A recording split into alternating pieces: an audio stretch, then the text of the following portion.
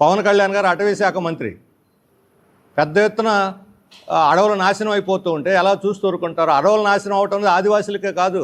ఈరోజు అడవులు నాశనం అయితే, కొండలు బోడుగుళ్ళు చేసేస్తే ఈ అడవులు పోయినందువల్ల మనందరికీ నష్టం, మొత్తం మన ఆంధ్రప్రదేశ్కి, సమాజానికి. ముఖ్యంగా ఇప్పుడు ఆక్సిజన్ ఎలా వస్తుంది? ఎట్లా ఉత్పత్తి అవుతుంది చెట్లు లేకుండా? అడవులు కొండలు లేకుండా వర్షాలు ఎలా పడతాయి?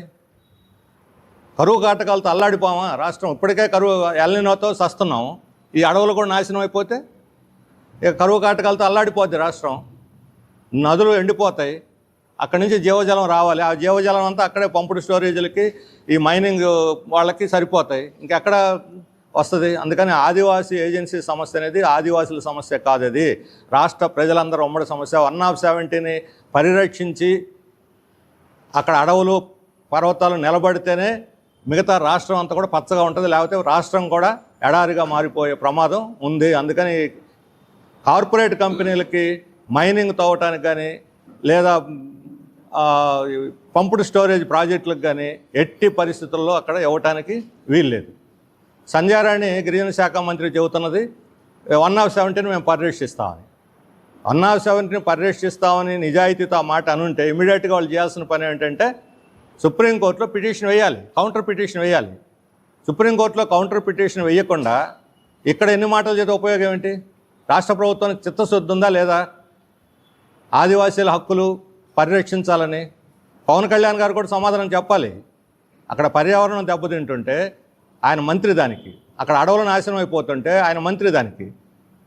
ఆయన నా శాఖ కార్యకలాపాలు నిర్వహిస్తానంటున్నారు. ఇమ్మీడియట్గా చేయాల్సింది పవన్ కళ్యాణ్ గారు అక్కడ కార్పొరేట్ యాక్టివిటీని అరికట్టాలి, లేకపోతే ప్రజల ఆగ్రహానికి తీవ్రంగా గురి కావాల్సి వస్తుంది.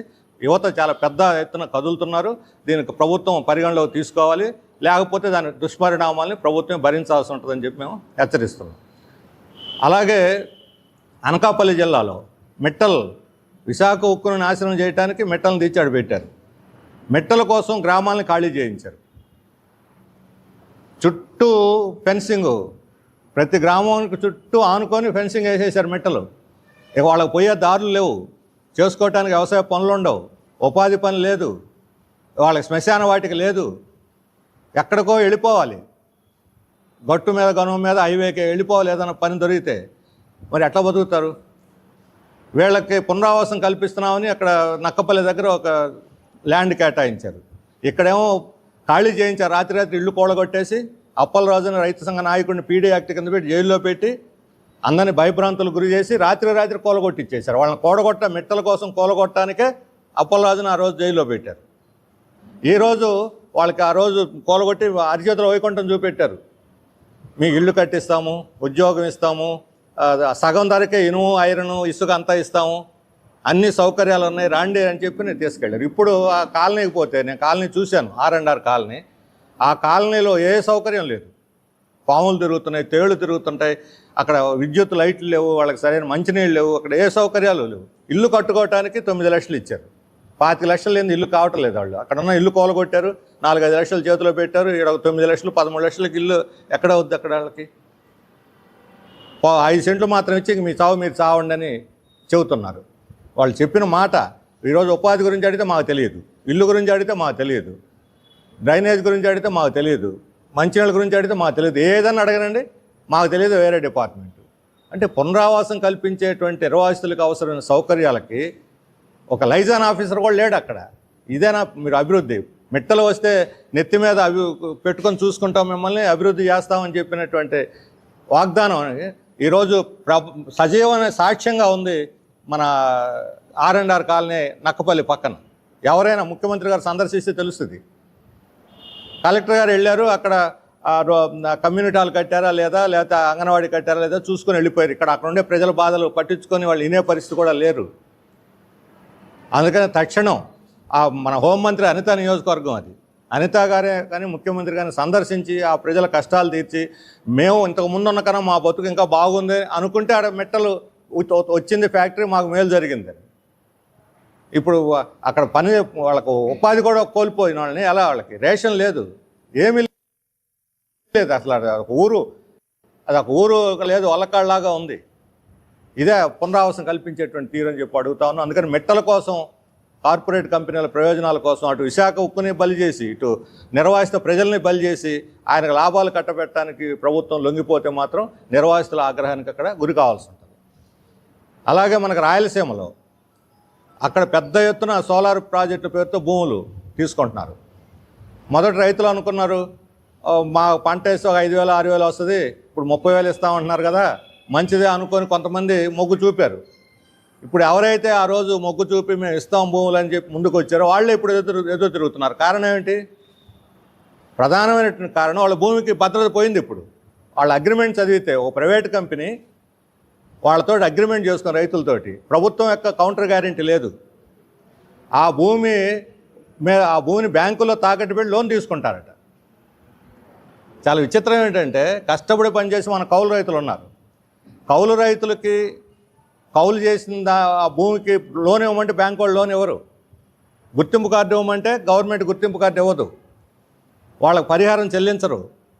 కానీ అదే రైతుల దగ్గర కౌలుకు తీసుకున్నటువంటి 30 ఏళ్ళకి 60 ఏళ్ళకి కౌలుకు తీసుకున్నటువంటి పారిశ్రామికవేత్తలకి, ఇండోసోల్ కంపెనీకి, అదానీ కంపెనీకి, ఇటువంటి కంపెనీలకు మాత్రం భూమి మీద లోన్ తీసుకునే అవకాశం ఇచ్చారు.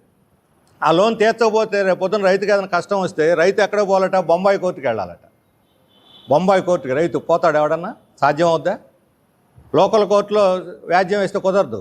గవర్నమెంట్ వాళ్ళ తరఫున స్టేట్ ఇంటర్వ్యూని కాదు, రైతుల తరఫున రాదు, అది ప్రైవేట్ కేసులాగా ఉంటుంది. అంటే ప్రభుత్వం నుంచి రైతుల భూమికి ఎలాంటి రక్షణ లేకుండా ప్రైవేట్ కంపెనీలు స్వాధీనం చేసుకుంటున్నాయి. పొద్దున ఆ భూములు వాళ్ళకి మిగలవు. ఈ విషయం రైతులకు ఈరోజు అర్థమైంది. అర్థమై ఇప్పుడు అక్కడ ప్రశ్నిస్తున్నారు. అంతకుముందు దాన్ని సమర్థించిన వాళ్ళు ఇప్పుడు ప్రశ్నిస్తున్నారు. అందుకని తక్షణం రైతుల భూమికి భద్రత కల్పిస్తూ సోలార్ ఒప్పందాల్లో ప్రభుత్వం థర్డ్ పార్టీగా చేరి వాళ్ళకి కౌంటర్ గ్యారెంటీ, రైతులకు కౌంటర్ గ్యారెంటీ ఇవ్వాలి. రేపు పొద్దున ఏదన్నా ప్రమాదం జరిగిన ఆ భూమి నేను వెనక్కి తీసుకుంటానంటే 5 సంవత్సరాలకి ఇవ్వాలి, 30 సంవత్సరాలకి ఏమిటి? 30 సంవత్సరాల తర్వాత తరమే మారిపోద్ది. నువ్వెవడో వాళ్ళెవడో తెలియదు. బొంబాయి కోర్టుకు పోయి ఎవడో తేల్చుకోలేడు. 5 ఏళ్ళకి మాత్రమే ఇవ్వాలి. వాళ్ళకి పరిహారం కూడా 50,000కి పెంచాలి. ప్రతి 5 ఏళ్ళకి ఒకసారి రెన్యువల్, వాళ్ళు ఇష్టం అయితే ఇస్తారు, లేకపోతే లేదు. రైతులకు భూమి మీద హక్కును తీసేసేటువంటి సోలార్ ఒప్పందాలని మేము పూర్తిగా వ్యతిరేకిస్తున్నాం. ప్రభుత్వం దీని మీద చట్టం తీసుకొచ్చి రైతుల యొక్క భూములకు భద్రత కల్పించాలని చెప్పి మేము డిమాండ్ చేస్తూ ఉన్నాం.